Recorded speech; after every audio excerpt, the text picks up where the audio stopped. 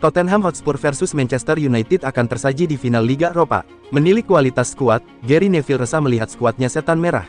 Gary Neville, legenda MU menyebut Tottenham Hotspur punya kualitas skuad yang lebih bagus dari Manchester United. Kata Neville, cuma Bruno Fernandes yang bagus di skuad Setan Merah. Cristiano Ronaldo Junior sudah debut bersama timnas Portugal U15. Tim scout alias tim pencari bakat Manchester United langsung memantau aksi anak dari Cristiano Ronaldo itu. Dilansir dari Tribuna, tim pencari bakat Manchester United tidak tinggal diam. Mereka terbang ke Kroasia dan memantau langsung performa Cristiano Ronaldo Junior. Ronaldo Junior sebenarnya sempat menimba ilmu di tim akademi Manchester United, ketika ayahnya berseragam Setan Merah di periode kedua tahun 2021 sampai tahun 2022. Ketika Ronaldo pindah ke Al Nassr, anaknya juga ikut pindah dan menimba ilmu di sana. Diyakini, MU tidak sendirian. Ada beberapa tim pencari bakat dari klub-klub besar yang turut memantau aksi Ronaldo Junior.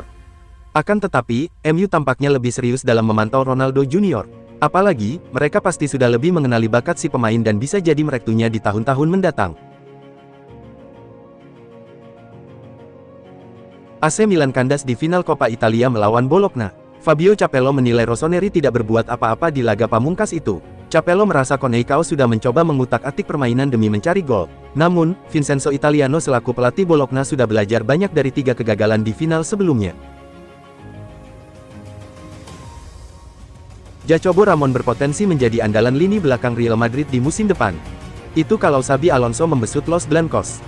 Jacobo Ramon menjalani debut profesional pada musim ini. Dia sudah tampil 4 kali dan 2 diantaranya pada ajang La Liga. Mengingat usianya yang sudah 20 tahun, bisa tampil di ajang profesional pada musim ini terhitung lambat. Pelatih Carlo Ancelotti pun membawa Jacobo Ramon ke tim utama dari Castilla lantaran krisis bek. Perjalanan karir Jacobo Ramon bisa saja berubah pada musim depan. Hal itu seiring kemungkinan besar Xabi Alonso menjadi pelatih Real Madrid. Jacobo pernah dilatih Xabi Alonso di Real Madrid U14. Xabi Alonso mengambil pekerjaan itu pada 2018 setelah menyelesaikan kursus kepelatihan UEFA Elite. Menurut laporan AS, Jacobo pada saat itu andalan Xabi Alonso untuk mengisi bek tengah. Artinya, keduanya sudah saling mengenal dan potensi membuat kerjasama yang baik di masa depan. Kontrak Cristiano Ronaldo akan habis di Al Nassr pada akhir musim ini. Rumor terbaru, CR7 dinilai akan pulang ke klub masa kecilnya, Sporting Lisbon. Cristiano Ronaldo dinilai masih bisa bersaing di level tertinggi. Ada rumor menyebutkan, kalau bisa jadi CR7 pulang ke Sporting CP. Hal itu bisa terwujud andai Sporting menjual Victor Gyökeres di musim panas nanti. Sang striker jadi incaran klub-klub top, seperti Arsenal sampai Real Madrid. Ronaldo pun memulai kariernya di Sporting. Ronaldo menimba ilmu di tim akademinya pada tahun 1997 sampai 2003. Ronaldo sempat membela skuad utama dengan catatan 5 gol dan 6 assist dari 31 penampilan. Setelahnya, Ronaldo diboyong Manchester United. Akan tetapi, Cristiano Ronaldo harus rela dipotong drastis gajinya jika nanti main di Sporting CP. Gaji per pekan Ronaldo di Al Nassr ada di angka 3,8 juta euro atau setara 70,5 miliar rupiah. Chelsea siap lepas banyak pemain di bursa transfer musim panas nanti. Salah satunya adalah striker Nicolas Jackson. Dilansir dari Mirror, salah satu pemain yang akan dilepas Chelsea adalah Nicolas Jackson. Hal ini terbilang mengejutkan, karena Jackson sejatinya merupakan pilihan utama manajer Enzo Maresca. Chelsea buka pintu jual Nicolas Jackson, termasuk ke klub-klub rival di Liga Inggris. Sejak 2 musim bermain di Premier League, catatan pemain asal Senegal itu adalah 24 gol dan 10 assist dari 65 laga. Gelar juara Liga Eropa akan membawa Manchester United tampil di Liga Champions musim depan. Namun, itu justru jadi dilema untuk manajer MU Ruben Amorim. Amorim tidak menampik bahwa trofi Liga Eropa bisa mengurangi tekanan untuknya. Namun, tiket Liga Champions yang nantinya didapat menurut Amorim berpotensi menyulitkan MU musim depan. Melihat MU yang sekarang, Amorim menilai timnya masih butuh waktu agar bisa kompetitif di Premier League dan Liga Champions. Absen di Liga Champions akan membuat Amorim punya lebih banyak waktu untuk bekerja dengan skuadnya dari pekan ke pekan. Chelsea dikabarkan sudah bulat tekad untuk lepas Jadon Sancho. Sang winger akan dikembalikan ke Manchester United, The Blues siap bayar dendanya. Dalam klausul peminjaman, Chelsea diwajibkan mempermanenkan Jadon Sancho seharga 25 juta pounds atau setara 536 miliar rupiah. Jika Chelsea tidak melakukannya, mereka diharuskan membayar denda sebesar 5 juta pounds atau setara 107 miliar rupiah. Chelsea tidak mau ambil pusing soal klausul tersebut. Klub asal London itu akan membayar dendanya.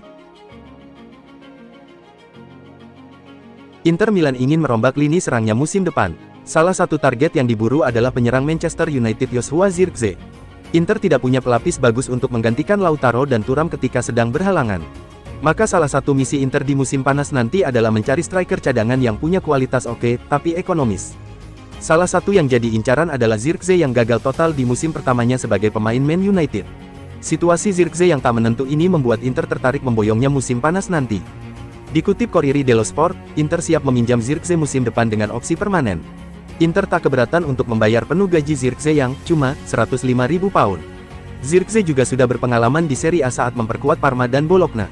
Di musim terakhir berseragam Bologna, Zirkzee bikin 12 gol dari 37 laga sekaligus meloloskan klubnya ke Liga Champions.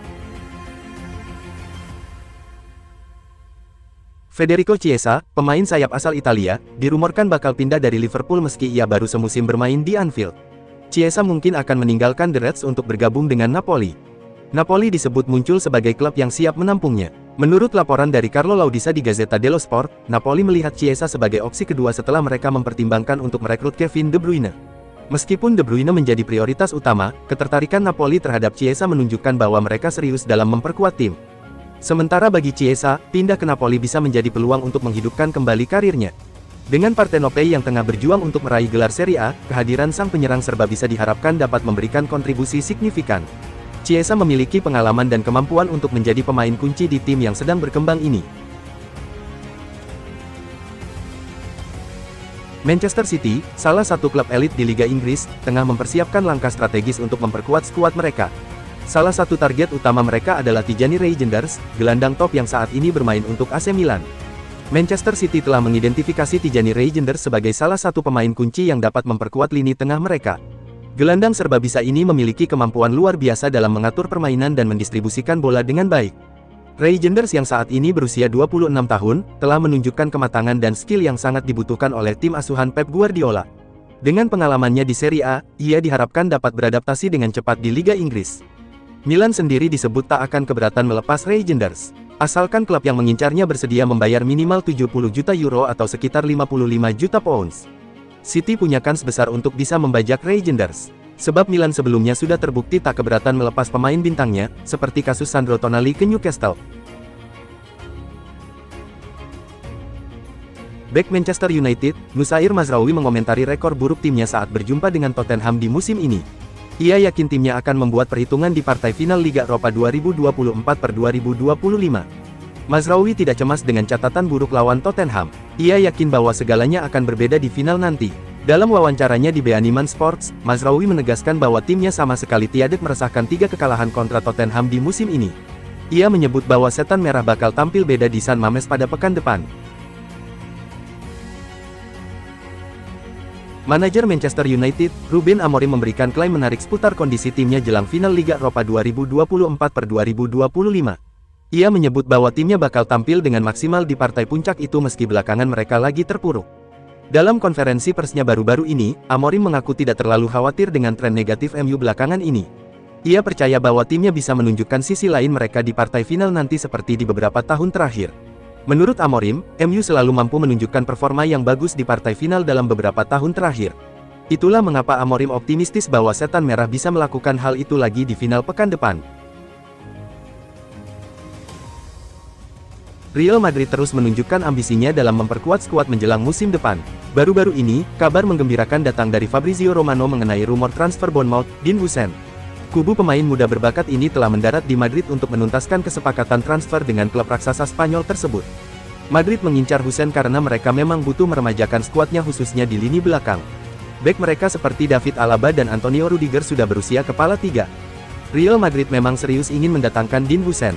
Dan kabarnya mereka sudah bermanuver untuk memboyong bek berusia 20 tahun tersebut. Kini ada kabar bahwa negosiasi antara Madrid dengan kubu sang pemain sudah mengalami kemajuan. Dalam pembicaraan mengenai kesepakatan transfer ini, klausul sebesar 50 juta pounds menjadi sorotan utama. Kesepakatan ini akan dilakukan dalam 3 kali angsuran, yang memungkinkan Real Madrid untuk mengatur keuangan dengan lebih baik. Dengan cara ini, klub dapat tetap bersaing di pasar transfer yang semakin kompetitif. Seperti yang diungkapkan oleh Fabrizio Romano, dipahami bahwa kubu Dean Huijsen telah tiba di Madrid untuk menutup kesepakatan dengan Real. Jika jadi merapat ke Real Madrid, maka Dean Huijsen akan jadi rekrutan kedua Los Blancos. Rekrutan pertama mereka tampaknya adalah Trent Alexander-Arnold. Bursa transfer musim panas semakin menarik. Raksasa Liga Inggris Liverpool dilaporkan tengah gencar memburu pemain baru untuk memperkuat skuad mereka. Salah satu nama yang santer dikabarkan akan merapat ke Anfield adalah Jeremy Frimpong, bek kanan Bayer Leverkusen yang tengah naik daun.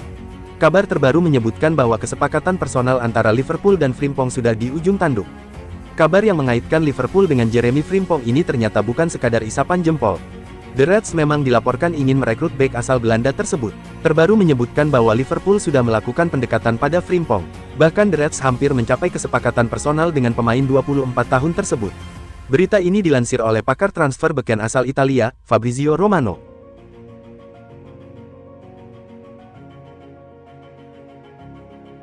Atletico Madrid gagal meneruskan momentumnya. Bertandang ke markas Osasuna pada lanjutan Liga Spanyol, Atletico dipaksa menyerah 2 gol tanpa balas. Gol-gol Alejandro Catena dan Ante Budimir di masing-masing babak menjadi momok Los Colchoneros. Dengan hasil ini, Atletico mengalami kemunduran usai kemenangan telak atas Real Sociedad di pekan sebelumnya. Bagaimanapun, Atletico masih aman di peringkat ketiga klasemen usai mengoleksi 70 poin, sedangkan Osasuna naik satu strip ke posisi 9 dengan 48 poin. Barcelona meraih kemenangan 2-0 di markas Espanyol. Hasil ini memastikan Blaugrana mengunci gelar juara La Liga. 2 gol Barcelona dicetak oleh Lamine Yamal dan Fermin Lopez. Kemenangan ini memastikan Barcelona mengunci gelar juara Liga Spanyol 2024-2025. Pasukan Hansi Flick sudah mengoleksi 85 poin, unggul 7 angka dari Real Madrid 68 dengan 2 laga tersisa.